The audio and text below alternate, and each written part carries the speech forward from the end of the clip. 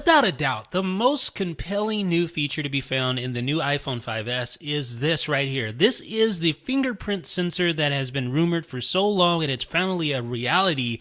It's something you can actually go out to the store and buy right now. This is the Touch ID sensor, and all you need to do is just place your finger on that sensor so that it can pick up your fingerprint. I just touched it. You can kind of see my fingerprint impression there. And it reads your fingerprint, and it allows you to unlock your device. It allows you to purchase new music on the iTunes Store, purchase apps on the App Store, etc. And what's really impressed me so far for the time I've been able to use it over the last hour or so is just how insanely accurate it is and how it works pretty much every time. I don't think out of probably the 50 times I've tested it out so far, it's never failed, not even once. And I've been using like different angles on my finger, how I place it on the sensor, different fingers. And it's just really accurate the way it works here. All you do, as I said, just put your finger on the sensor like that, and it unlocks your device just like that. Super simple. It really couldn't be easier, and it's very unobtrusive. It just doesn't, you don't even notice any UI elements or anything like that that interfere with the whole unlocking process. It's just really simple. It works just like you would imagine Apple would make it work. And yeah, it works every time. You can see I used the wrong finger in that instance just to show you what happens when you use the wrong finger where it can't read your fingerprint. So now I'm going to show you exactly how to set this up. So we're going to go ahead and unlock the device. And you can go to the Settings in General tab. There's General. And then underneath, if you just scroll down a little bit, you should see passcodes and fingerprint. Now, it's going to ask you to put in your passcode here. It will require a passcode as a backup, so you do need to have a passcode set to use the fingerprint sensor. So you just go to fingerprints here. You can see I have quite a few set up, 4 of them. You can have up to 5 different fingerprints saved.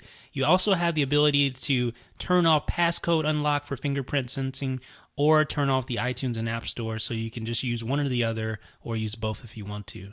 So now all you need to do is just place your finger on the fingerprint sensor, just continuously tap on the sensor, and it'll continuously read your fingerprints and pick up the various idiosyncrasies of your fingerprint. Of course, the fingerprint is unique to all human beings and animals, so what your fingerprint looks like is going to be different from anyone else's.